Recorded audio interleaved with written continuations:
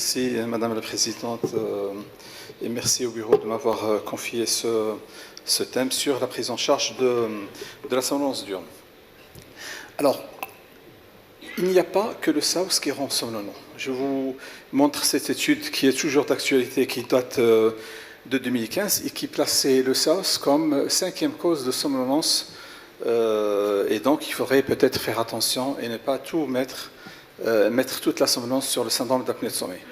Donc le SAOS ne sort pas en premier comme cause de somnolence. Vous avez l'âge en premier, après il y a le BMI, après vous avez le diabète et la dépression, et c'est après qu'arrive le syndrome d'apnée obstructive du sommeil à partir de 15 événements respiratoires par heure. Donc faire attention, tout n'est pas en rapport, toute la somnolence qu'on pourrait rencontrer peut ne pas être en rapport avec notre syndrome d'apnée de sommeil.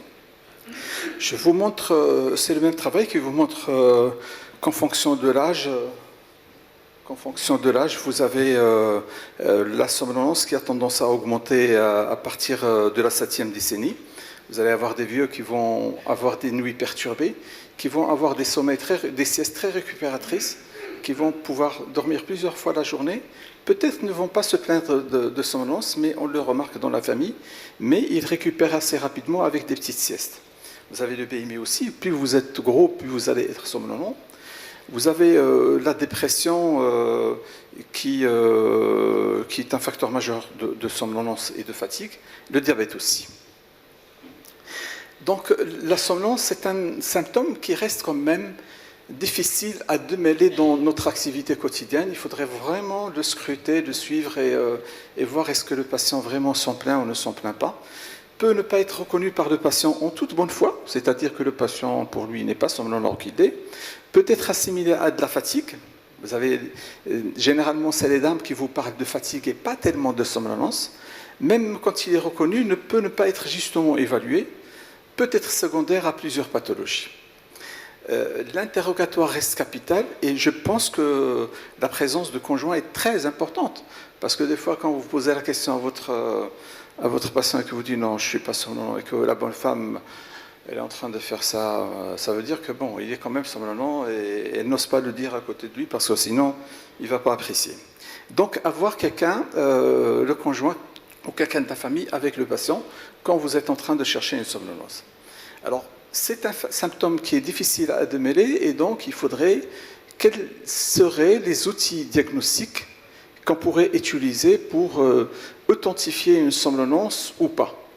Alors nous avons des moyens de diagnostic simples et des moyens de diagnostic complexes qui sont la polysomnographie, les TIL et les TME. Alors, sur le plan, je dirais, d'algorithme, peut-être que j'ai vu... Alors, toujours nous, pneumologues, nous avons dans la tête que c'est un syndrome d'apnée de sommeil et donc c'est de la somnolence, mais il faudrait pouvoir séparer entre une somnolence induite et une somnolence pathologique.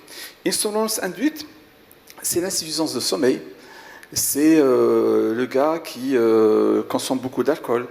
C'est les médicaments. Quand vous avez une sciatique, que vous êtes sur morphinique, peut-être que vous allez être un peu fatigué. Les décalages circadiens vont vous donner une somnolence.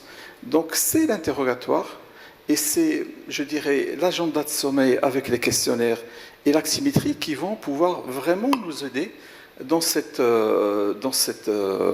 recherche. Et je dirais que plus l'outil diagnostique est simplifié, plus la recherche peut être fructueuse.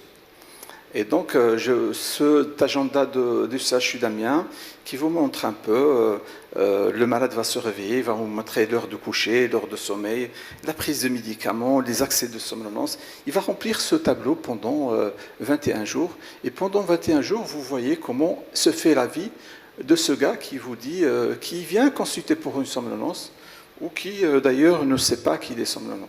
Donc, vous allez... Alors, une semaine n'est pas suffisante.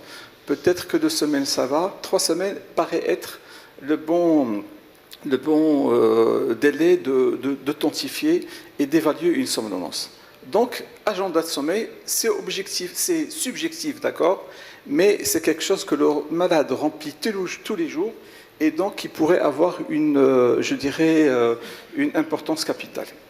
Vous avez la somnolence, l'échelle de Poirst qui va vous allez pouvoir authentifier et je dirais évaluer. Entre 0 et 6, la somnolence est normale. Entre 7 et 8, score moyen. 9, 10, 11, 12, c'est le syndrome d'apnée de sommeil. Plus de 12, faites attention, c'est peut-être pas un syndrome d'apnée de sommeil. Donc la somnolence très importante, généralement, ce n'est pas le syndrome d'apnée de sommeil. Le syndrome d'apnée de sommeil, vous êtes entre 9 et 11 d'échelle d'Epworth. Vous avez d'autres échelles qui vont pouvoir vous aider. L'échelle de somnolence, on en a parlé. Nous avons l'échelle de fatigue qui est positive à partir de 24. Et l'échelle de dépression qui est très importante, qu'il faudrait peut-être, je dirais, la soumettre à votre patient pour pouvoir dire c'est une dépression légère, moyenne ou dépression sévère. Et puis vous avez l'aximétrie, c'est un outil diagnostique très simple. C'est une montre que le malade va porter et qui va porter pendant 7-10 jours, voire 21 jours. Et vous allez avoir soit que le sommeil est régulier, c'est-à-dire qu'il n'y a pas d'activité pendant la nuit, et que le reste de la journée et le début de journée, le malade est parfaitement actif, soit que c'est une insomnie, c'est-à-dire que vous avez des épisodes où le malade est complètement inactif, donc il dort, et des épisodes où le malade il est actif, et soit que vous avez un décalage de phase, et ça vous avez chez le personnel navigant et autres. Donc l'actimétrie, c'est une montre que vous portez pendant 3 semaines, c'est un truc très simple qui peut vous aider. D'autant plus qu'il y a une méta-analyse qui a été faite en 2011 et qui dit que la méta-analyse suggère que l'axigraphie permet d'estimer le temps total de sommeil. C'est-à-dire en polysomnographie, si vous n'avez pas votre polysomno qui vous avez une polygraphie, vous pouvez coupler une aximétrie et voir vraiment le temps de sommeil de votre patient. C'est la même étude. Quand la polysomnographie n'est pas disponible, eh bien, une axigraphie vous permet de quantifier et de détecter votre sommeil et de voir la durée de sommeil de votre patient. Je vous montre sur une polygraphie, je vous montre les mouvements et tout ça, c'est des mouvements.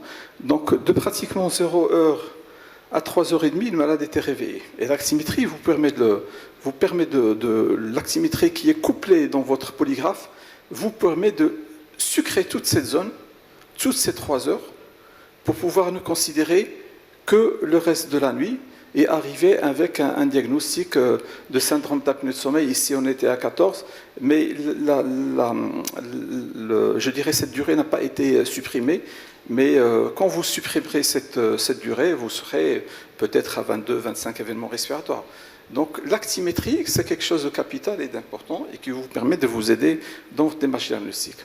Donc c'est l'intérêt de combiner ces différents questionnaires et agenda de sommeil et aximétrie. Ça vous donne une image détaillée, plus objective, et plus objectif à la fois quantitative et qualitative. C'est-à-dire qu'avec les questionnaires et l'agenda, vous avez des données subjectives. Avec l'aximétrie, c'est des données objectives. Et donc, quand vous les avez associés les deux, vous avez quand même une image détaillée du comment dort votre patient. Donc, j'en ai fini avec cette histoire de somnolence induite qu'on pourrait diagnostiquer avec de simples outils diagnostiques tels que le questionnaire et l'aximétrie. Et là, on passe au pathologique. Et le pathologique, vous savez, le cerveau produit trop de sommeil. Et ça, vous l'avez dans la narcolepsie, dans les hypersomnies diabétiques. Et vous savez, les hypersomnies idiopathiques et psychiatriques. Et vous savez que dans ce cas, vous avez vraiment besoin d'utiliser votre TIL et TME. C'est quelque chose qui vous aide beaucoup, qui vont même vous porter, les TIL vont même essayer de vous faire porter le diagnostic de narcolepsie que le malade vous fait du sommeil paradoxal sur une durée de 20 minutes. Je vous montre un peu les TIL. Les TIL sont des outils diagnostiques qui vont vous permettre de mesurer la tendance objective à s'endormir. D'ailleurs, la consigne de votre malade, c'est ne luttez pas contre le sommeil. Et quand vous lui dites ça, il ne va pas lutter contre le sommeil, et vous allez essayer de détecter est-ce qu'il a une somnolence pathologique ou pas. Les TME, c'est autre chose. Les TME, vous lui dites, vous lutterez contre le sommeil pour voir est-ce que c'est un gars qui est traité par exemple pour un syndrome d'apnée du sommeil et que vous êtes obligé de lui remettre son permis de conduire.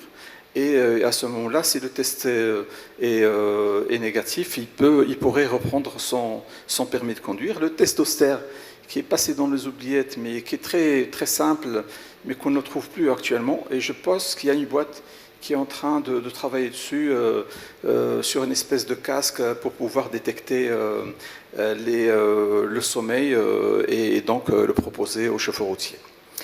Donc le sommeil pathologique et sommeil fragmenté. Donc dans le sommeil fragmenté, vous avez soit que le sommeil est fragmenté, soit qu'il est micro-fragmenté. Le sommeil fragmenté, c'est les éveils, les douleurs, quand vous avez des douleurs de sciatique, d'arthralgie, quand vous avez un diabète mal équilibré. C'est autant de causes qui vont vous faire réveiller la nuit et vous perturber votre sommeil et vous donner une somnolence de la journée. Et puis, vous avez les micro-éveils. Les micro-éveils, c'est ce qu'on trouve dans notre pathologie. C'est l'activité de pratiquement tous les laboratoires du sommeil à la recherche du syndrome d'apnée du sommeil et à la recherche des mouvements périodiques des jambiers. Et dans ce cas, vous avez aussi besoin de questionnaires. Vous pouvez y aller crescendo, questionnaire, oxymétrie, polygraphie, polysomnographie. Vous pouvez même utiliser les TIL et TME. Les questionnaires, c'est le Berlin Test, vous le connaissez tous, qui va explorer le renflement, les arrêts de respiration et la fatigue, et puis aussi l'IMC. Vous avez des recommandations qui vont vous dire, pour le syndrome d'apnée du sommeil, vous pouvez y aller aussi, soit par type 4, une oxymétrie, soit par type 3, une polygraphie ventilatoire, type 2, une polysomnographie dans le domicile du patient, et type 1, polysomnographie au laboratoire du sommeil.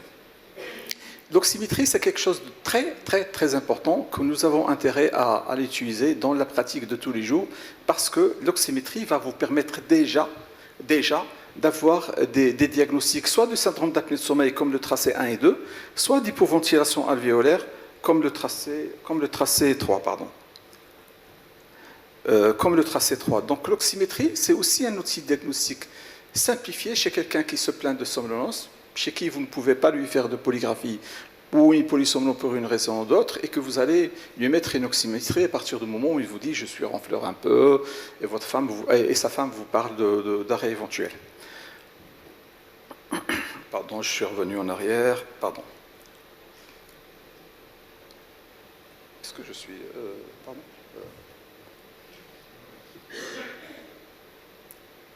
Voilà. Le type 3... Le type 3, c'est la polygraphie ventilatoire. C'est une canule de ceinture et un oxymètre. Vous n'aurez pas plus simple. Pour être très exhaustif, pour avoir un diagnostic, vous avez besoin de 4 paramètres et qui se passent très bien. Un taux de pause qui est très limité et une interprétation facile. On l'a fait à l'atelier, donc vous allez voir que c'est quelque chose de très important, très facile, que vous avez et que nous avons, nous, pneumologues, intérêt à vraiment y adhérer et l'utiliser. Parce que c'est, je vous montre un peu les désaturations nocturnes, les arrêts de respiration, les arrêts de respiration, les désaturations. Là, je n'ai pas le marqueur du ronflement, mais il y est puisque c'est un syndrome BIX, vous savez, vous avez des ceintures qui, au départ, ne font pas d'effort et après, il y a d'effort. Donc, c'est des apnées mixtes. Donc, au total, pour une somnolence diurne excessive, je pense qu'il faudrait utiliser au maximum les outils diagnostiques simplifiés tels que les questionnaires et les agendas. Si on peut s'aider avec une oxymétrie, ça serait très bien. Augmenter la fiabilité prédictive par d'autres outils diagnostiques qui, dans le syndrome d'apnée du sommeil, vous avez le type 3, c'est-à-dire le polygraphe, canule, ceinture et oxymètre, vous allez porter le diagnostic dans 90% des cas. Vous n'aurez pas besoin de polysomnographie. Vous pourrez aller à la polysomnographie quand vous êtes embêté. Et pour les autres pathologies, parasomnie, hypersomnie, narcolepsie, vous avez besoin des TIL qui vont vous permettre de porter un diagnostic. Et je vous remercie, je vous invite au congrès du sommeil. Merci, Dr Ebrahimi, pour votre exposé. Et on se donne peut-être 5 minutes de questions. Alors, en attendant les questions, les organisateurs me font savoir qu'on va faire avancer la séance de l'asthme. Donc je demande au modérateur d'être tout près de notre assiette. Merci. J'attends si vous avez des questions. Si jamais messieurs Parpar. Tout à l'heure. Non, non. Vous voulez parler? Allez-y. La polygraphie ou les examens simplifiés ne permettent pas de faire d'autres diagnostics tels que du mouvement périodique des jambes ou d'autres anomalies. Je pense que la polysomnographie, quand on peut la faire, c'est le gold standard. Oui, la polysomnographie est le gold standard, mais les mouvements périodiques des jambes ne représentent pas grand-chose devant le syndrome d'apnée de sommeil. C'est-à-dire que vous avez peu de malades qui vont vous faire un mouvement périodique jambier par rapport au grand, je dirais, échantillon de malades qui ont un syndrome d'apnée de sommeil et qui doivent être diagnostiqués rapidement. Donc, j'ai toujours parlé de l'expérience tunisienne. Ils diagnostiquent beaucoup plus, en Tunisie, ils diagnostiquent beaucoup plus le syndrome d'apnée de sommeil que nous au Maroc. Pourquoi? Parce qu'ils utilisent beaucoup plus de polygraphes. C'est des examens simplifiés, simples, et qui permettent à tout chacun de faire des diagnostics rapides. Donc, quand il y a une plainte de mouvement périodique de jambier, que le gars il bouge beaucoup la nuit, ou alors qu'il est malade, il est traité pour un syndrome de sommeil, et qu'on continue à être somnolent, à ce moment-là, je pourrais aller vers une polysomnographie. Mais à mon avis, la polysomnographie n'est pas un examen de première intention.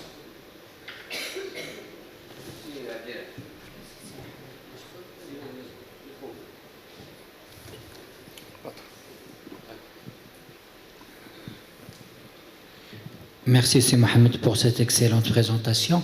Ma question, vu qu'on n'a pas les moyens de faire des polygraphies à tous les malades, il y a des tableaux cliniques qui sont francs avec une oxymétrie qui est très très parlante. Est-ce qu'on ne peut pas traiter les malades sur ces deux éléments? Un tableau clinique clair et une oxymétrie comme tu nous as montré. Alors, logiquement, oui. Mais on n'a pas le droit. Les recommandations ne le permettent pas. C'est que nous, on suit les recommandations françaises. Et les recommandations françaises vous disent, si vous voulez traiter un syndrome d'apnée de sommeil, c'est une polygraphie au minimum. Maintenant, vous avez en Grande-Bretagne, vous avez ça. Vous avez une oxymétrie positive, on traite le malade.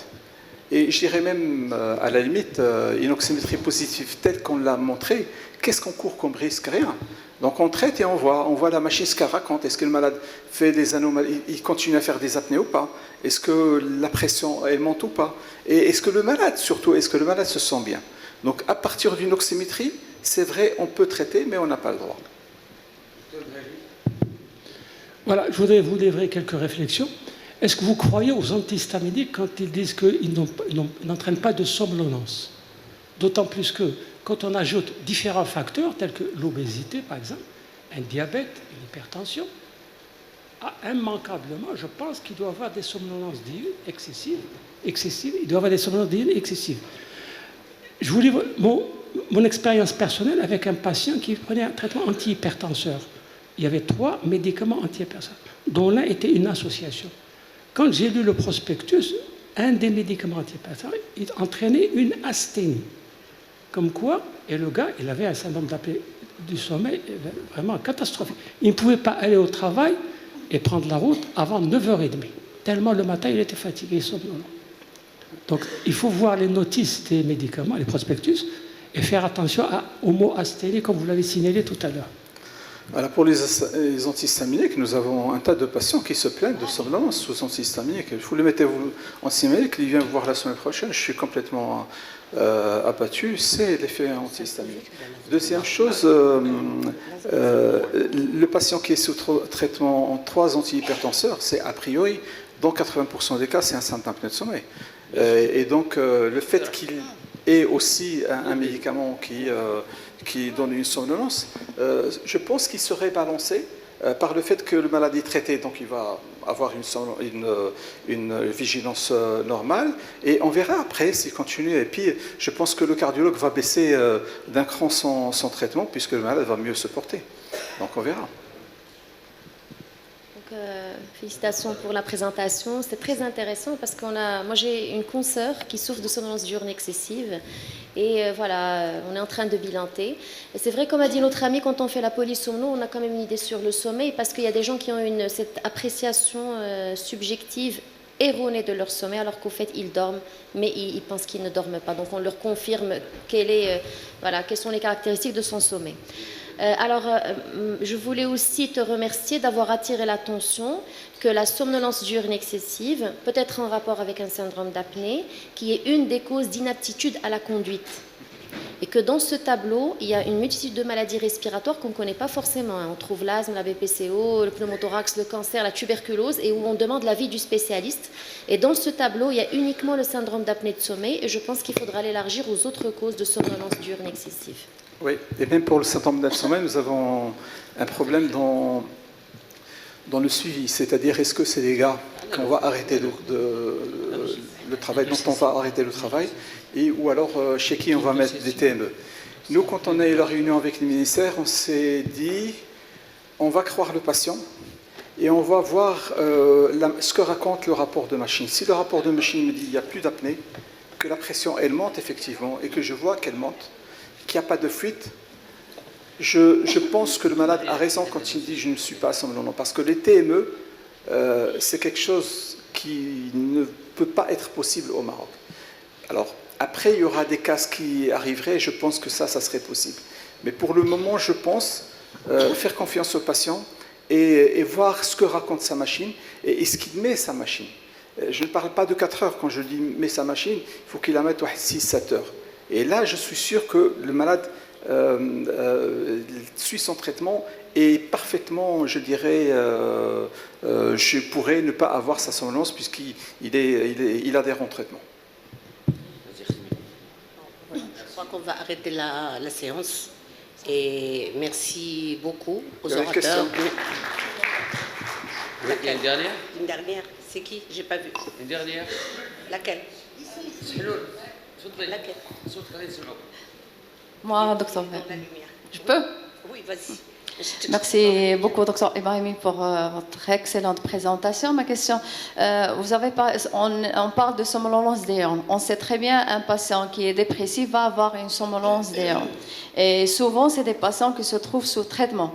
Est-ce que vous explorez ces patients, même s'ils prennent un traitement, tout en sachant que les patients qui ont un syndrome d'apnée de sommeil finissent par consulter en psychiatrie parce qu'ils font tout un bilan, ils leur disent rien, tout est normal, alors qu'ils se trouvent fatigués et finissent par prendre des traitements antidépresseurs.